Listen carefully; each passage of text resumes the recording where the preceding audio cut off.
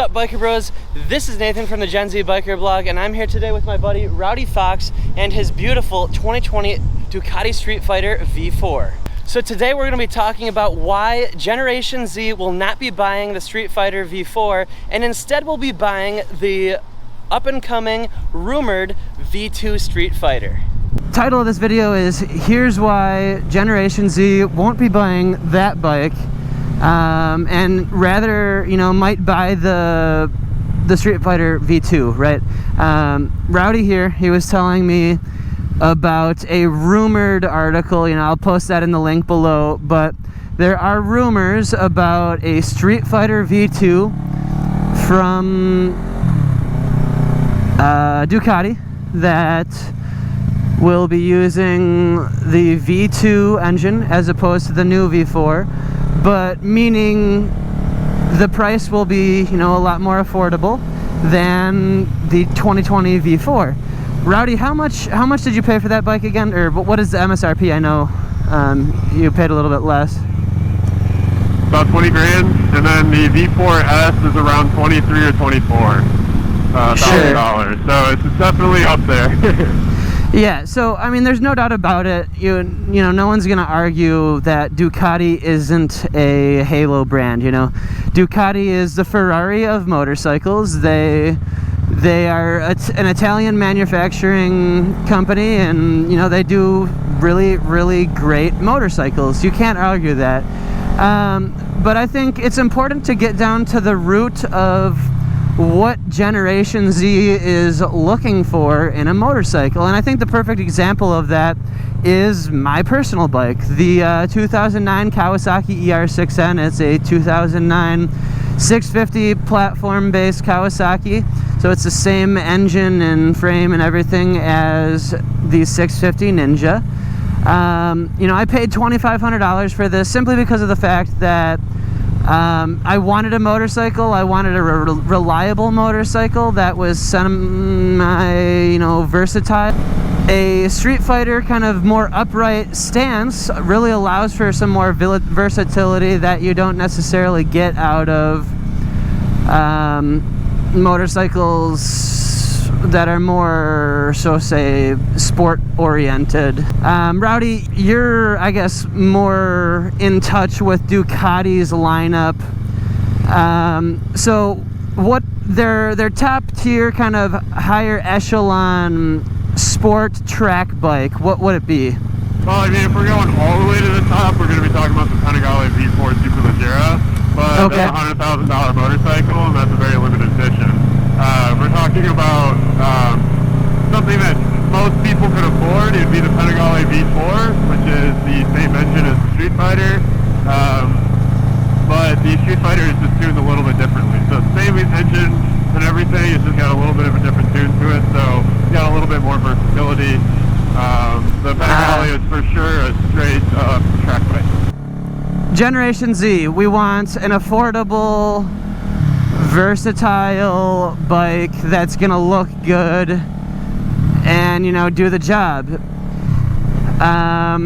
If someone wants a bike, you know, no matter what the circumstances, they're gonna figure out a way to get it. So getting away from the specifics of like, okay, well, it's still, you know, a V2 might still be 17 grand. It's just it's a little bit more affordable. So, you know, there's your first thing. It's a little bit more affordable. Point number two, I guess, would be, in my opinion, that it's gonna be probably, I would say, a more manageable bike in terms of power. Like, it won't be as scary, right? Would you say that? So the Panigale V2, which is probably going to be the similar platform of the Street Fighter V2, only has 155 horsepower, which, yeah, only, but we're comparing it to 200 horsepower motorcycles, so it's a lot less power. You're still going to have some decent torque because it is a twin, and twins always just have a little bit more torque than others. They got a little bottom end to them. And it's just, I think, yeah, it's going to be definitely more manageable. It'll probably have the Ducati safety pack, so ABS, traction control, wheelie control, all that fun stuff. You know, those are things that I think in terms of what Generation Z motorcyclists or, you know, inspired to be motorcyclists or future motorcyclists are looking for. Like, when it came to me buying my first bike, I didn't necessarily care if it was like the fastest bike on the market. You know, this bike, the 650, it's a, you know, parallel twin, right? You're still getting I think it's like a 3.8 0 to 60. You know, that's fast enough to kill you still. Like it's not, you know, that, but, you know, it's fast enough 0 to 60 off the line to have fun and, you know, get the adrenaline rush that motorcyclists look for out of it. Oh yeah, it's definitely faster than any car on the street. Well, any normal car on the street. Yeah, most definitely. And I think you brought up a good point is, you know, if someone, you know, maybe, you know, I'm 22 years old, say I got a nice fancy job right out of college and, you know, I had a little bit of money saved up going into it. Maybe a $17,000 motorcycle is something that, you know, I would be willing to commit to if it were, you know, a bike that I could, you know, really get a long time out of. You know, you buy a 2021 or 22 Ducati whenever this rumored V2 comes out, you know, that might be a bike that I would buy and, you know, potentially even have for the rest of my life. Like, especially with the rider safety aid, like, kind of packages you were referring to, you know, if it's got ABS and like cruise control and traction control and all that, you know, that could be a bike you could use forever. It's got all of the, you know, the basic things, or things that I think should be basic and Gen Z thinks should be basic. Like, honestly, I think that every bike, with the exception of like supermotos, and I know we talked about this yesterday, but I think every bike with the exception of supermotos and enduros and whatnot should have, you know, ABS and traction control and power modes as a standard. And for that matter, so does that have power modes? You do. So you have your race mode, which is kind of lowers a lot of the safety features down, just because of race application. You don't really want traction control and ABS really interfering with you. You have lower wheelie control, all that fun stuff. So what it does is it changes the throttle response. Okay.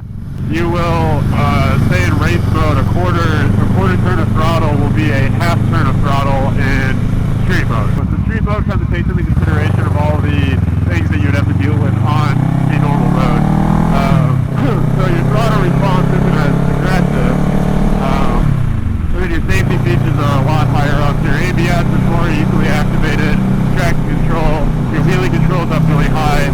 They kind of just take into consideration all of the things you deal with. So cars or potholes or oil spots, all that fun, great stuff that we deal with on the daily day of riding. So, you know, one thing that might be interesting, you know, if Ducati is trying to maybe market a V2 Street Fighter version to Generation Z, would be, you know, what if they did a V2 version that potentially had, you know, a rain mode that significantly limited the power on the bike throttle response to like 50% of, you know, what it would normally have. And then that begs the question, okay, now you're taking a very, very, you know, still performance-oriented bike and making it more accessible to not necessarily a brand new rider, but maybe a rider that's coming from, you know, maybe a 600 or you know, like a 400 or something of that nature. So, you know, you look at a bike like that and you say, okay, well, now the bike is more accessible because it's not as intimidating for someone that's a little bit younger, a newer rider that maybe wants to buy that aspirational product, being a Ducati, but doesn't necessarily want 200 horsepower like the V4. You know what I mean? Yeah, no, that's definitely something that they need to do. I don't like that. That was scary. You know, it's the question that I think more motorcycle manufacturers need to be asking is how they can make motorcycling more accessible to younger, less experienced rider. You know, we're going to be coming up on the right here to Royal Enfield's North American headquarters, located here in Milwaukee, and they're another good example of it, actually, of a brand that is doing a really great job at making their motorcycles accessible to a younger audience when it comes to motorcycles, and not necessarily younger in terms of age, but younger in terms of experience, I think. So you can see up here to the left, you can see kind of like the corner of their logo, but so that's actually Royal Enfield's North American headquarters. So a perfect example, you know, the Royal Enfield Himalayan. I would actually really like to do a story on that, but it's a 411cc, I think, right? It's something like that, yeah. Yeah, so our guys over here, Royal Enfield, since 1901, they're putting out bikes like the Himalayan, 411cc. So you've got a bike that you can, you know, kind of start off on, maybe learning how to ride. But, you know, it looks good. It's usable. It's a very versatile, usable bike. Like, you can, you know, put a front windscreen and some hard bags on it if you want to go pick up groceries, or, you know, maybe do a little bit of a weekend mini touring trip. I'm not necessarily saying it's going to be great on the highway, but with that single cylinder 400 or whatever it is, but, you know, it can be done for $5,000 with a 2-year unlimited mile powertrain warranty. Oh, look at that sweet Bronco. You're getting a brand new, very accessible motorcycle that's, you know, gonna make you part of that motorcycling community that the Gen Z kind of wants. You know, we want to be a part of a community, like motorcyclists in general. You know, people get a motorcycle because, most of the time, because they're lonely, right? People don't have, you know, friends, or, you know, they feel left out from their friends that do ride, or whatever it is, they want adventure. We get motorcycles because we want something to do. We like the adventure and the adrenaline that comes out of it, and it really kind of just makes sense like that, you know. But anyways, I think we'll cap off this video, Rowdy.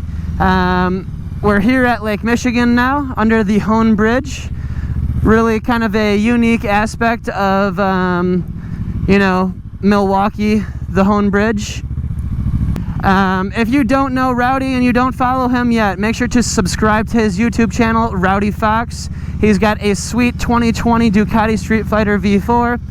Awesome bike. I'm super jealous of him. He's got some great content on that bike, and he's going to be putting out even more great content in the near future, so make sure to follow him. If you guys enjoyed this video, hit the like button, subscribe to the channel, hit the bell icon to be notified of future uploads similar to this. You know, guys, it really does mean a lot to me that you're all tuning in, and hopefully see you in the next one. Peace out and ride safe, biker bros.